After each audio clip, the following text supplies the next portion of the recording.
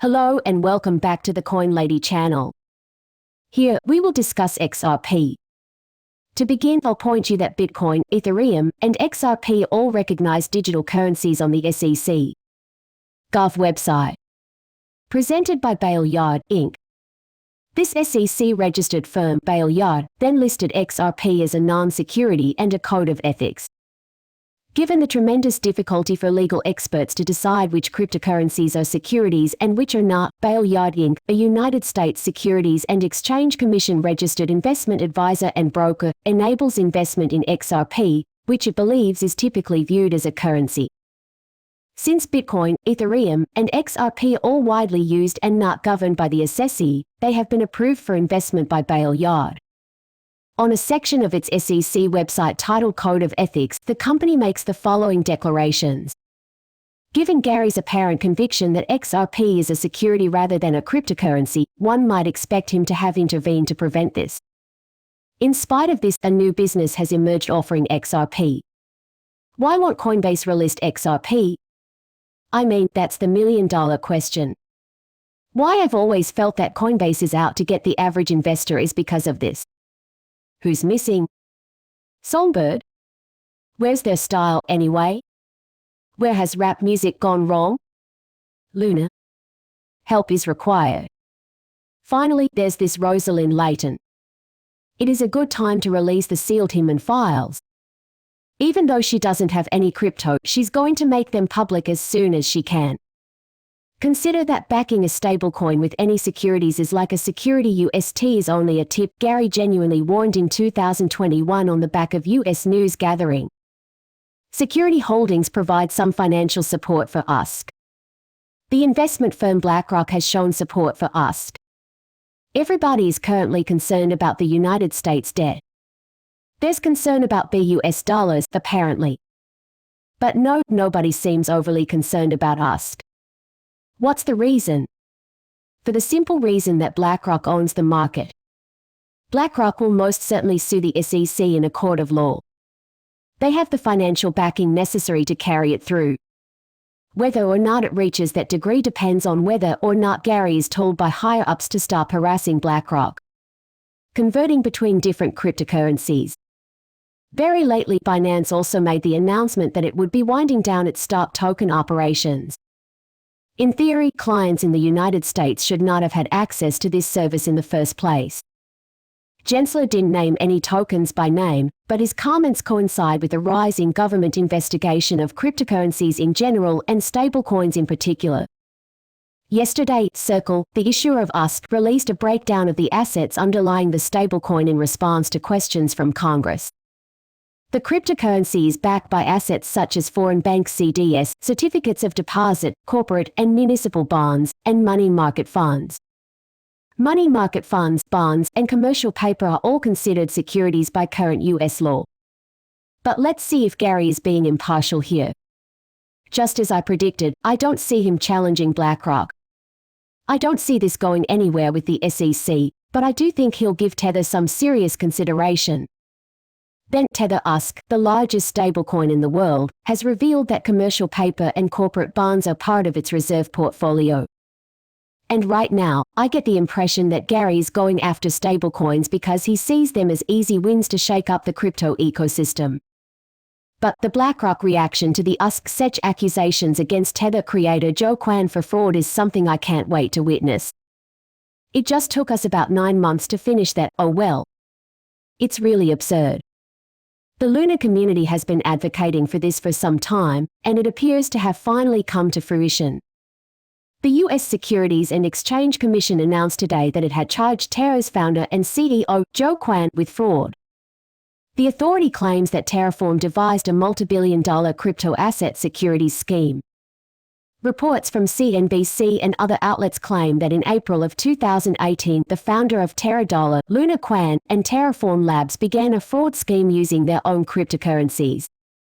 One was accused of using both stablecoins to solicit billions of dollars from investors via the offer and sale of a bundled set of securities backed by digital assets.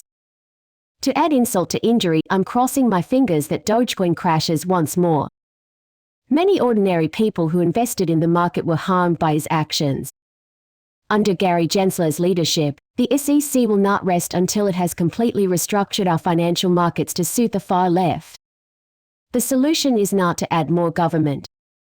To learn more about how the next administration, led by Joe Biden, plans to steal your money, check out my latest warning on Fox News.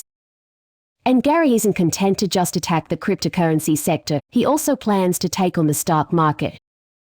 Main Street investors will find the stock market less competitive, slower, more confusing, and more expensive under Gensler's plan. In response, brokers and other financial providers whose revenues will be trimmed or eliminated by the government are likely to pass costs along to customers and offer fewer innovative, low-cost products and services to the very customers who want and need them, including millions of Americans who were previously shut out of the financial system. The 65-year-old former Goldman Sachs partner and member of the Gensler 100 appears to be driven by the belief that Main Street Americans are incapable of making sound financial decisions and thus require government intervention. You took a chance when you invested in cryptocurrencies because you hoped to get wealthy.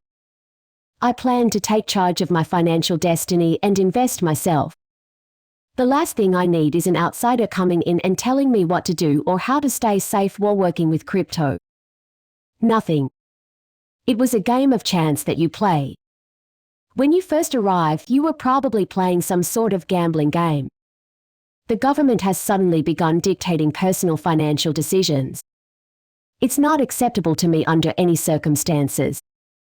That's why they're trying to scare us away from crypto with a sham. This is something I've been harping on about for quite some time. Regulatory coin and Ethereum. There is no denying that regulators are plotting something. The ex-Ripple head has ordered it. Matt Hamilton, a former director of developer relations at Ripple, has shared his thoughts on the notion known as Ethereum Gate, which postulates that regulators and the Ethereum team conspired to give the cryptocurrency a green light. But inquiries have been opened into XRP and other cryptocurrencies.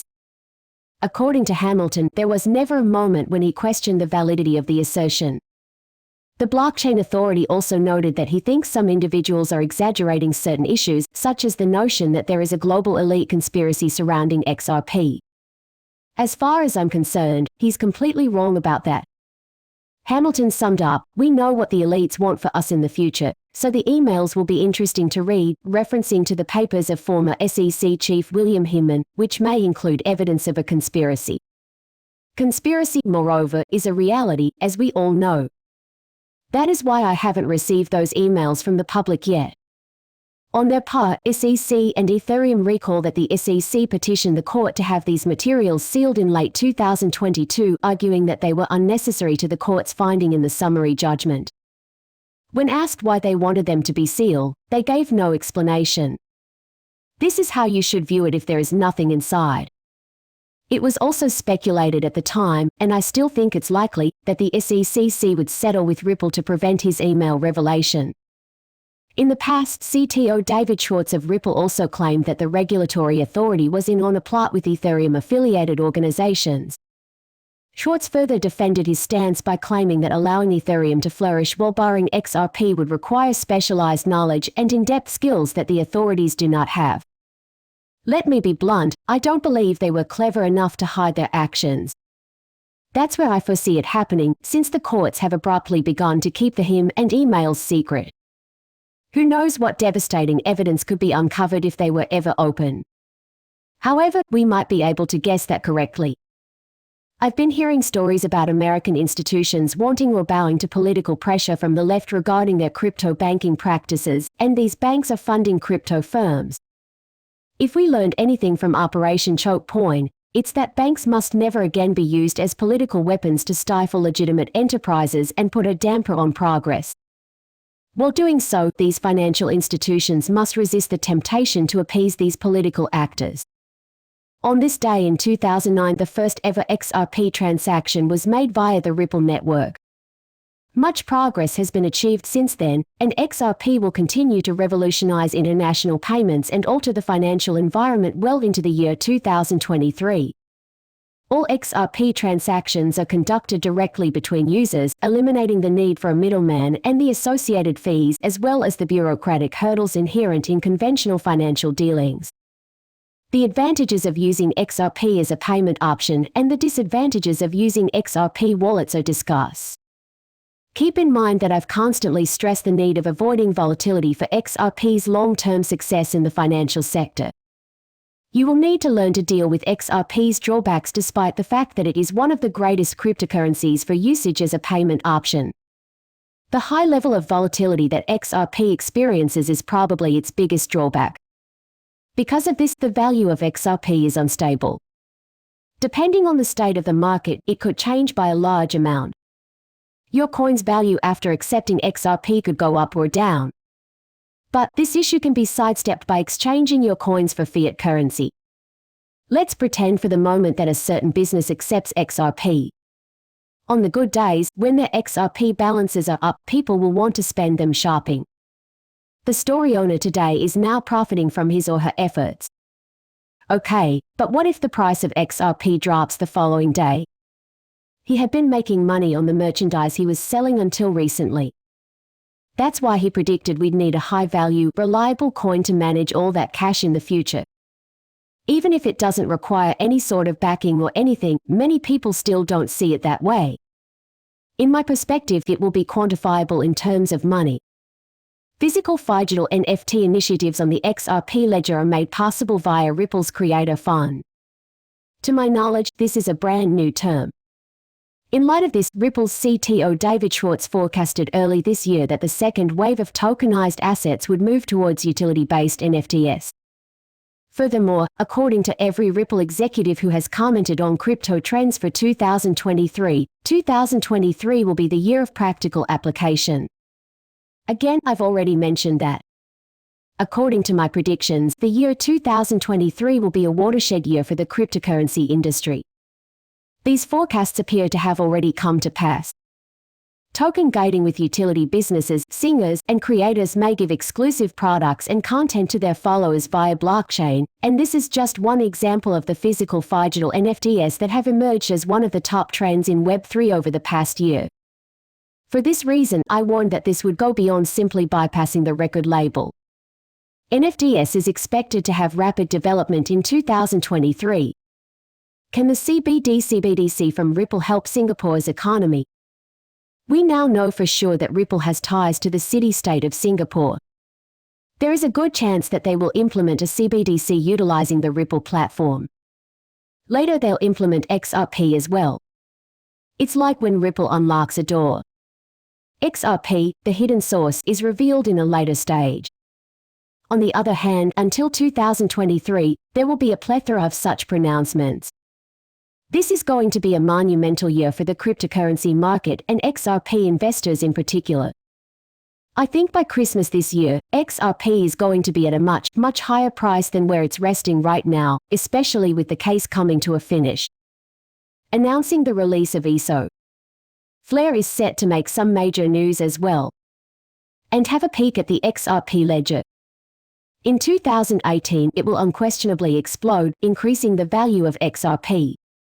So with that said, I'm going to close up this video. Please like and subscribe my channel if you enjoyed it. See you later, bye.